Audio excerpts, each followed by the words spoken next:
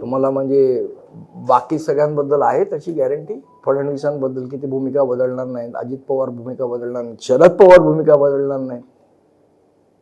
मला वाटतं हा प्रश्न वारंवार मनसेला विचारला जातो. वेअर ॲज सर्वात जास्ती भूमिका बदलल्या असतील तर देवेंद्र फडणवीस साहेबांनी बदलल्या. ते म्हणाले राष्ट्रवादी बरोबर युती नाही नाही नाही, आपत परिस्थितीत नाही, कुठल्याही परिस्थितीत नाही, आम्ही युती करणार.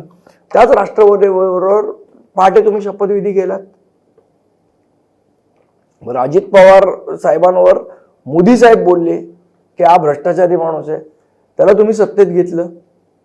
मग ही भूमिका बदलली का नाही बदलली? इतके सगळ्या महाराष्ट्रात गोष्टी घडत आहेत आणि मला असं वाटतं एखाद्या गोष्टीचं कौतुक केलं म्हणजे भूमिका बदलली असं नाही. हां, 2019ला आम्ही मोदी साहेबांना लोकसभेच्या वेळा पाठिंबा दिला. तो का दिला त्याची कारणं आम्ही सविस्तरपणे सांगितली, असं नाहीये की नाही सांगितली. पण आज आम्ही जेव्हा कारणं सांगितली तुम्हाला की ह्या कारणासाठी आम्ही पाठिंबा दिला, त्याच्यातले 10 मुद्दे राजसाहेबांनी मला वाटतं शिवाजी पार्कच्या शिवतीर्थावरची सभा झाली त्याच्यामध्ये सांगितलेले की आम्ही तुम्हाला पाठिंबा देतोय, पण या 10 गोष्टी मला महाराष्ट्रासाठी पाहिजे. ह्या 10 गोष्टींसाठी आम्ही तुम्हाला पाठिंबा देतोय. मला असं वाटतं तसं काही फडणवीस साहेब आणि अजित पवार साहेबांमध्ये तसं काही डिस्कशन झालं नाही.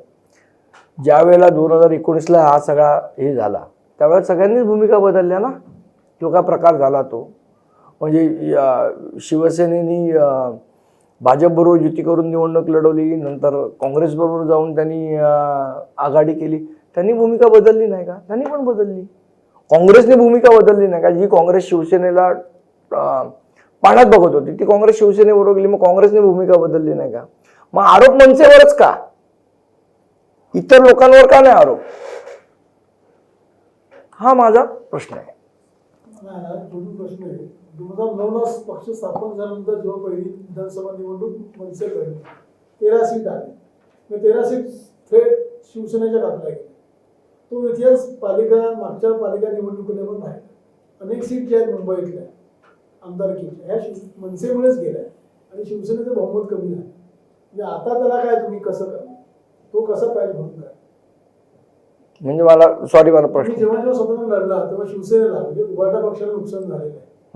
ते जर तुम्ही म्हणून तर एकत्र आलो ना की त्यांना येऊ नये आम्हाला येऊ नये नुकसान म्हणून. पण मग 52 जागा ज्या आहेत सगळे म्हणतात तुमच्या पक्षातले म्हणतात की खूप कमी जागा घेतल्या.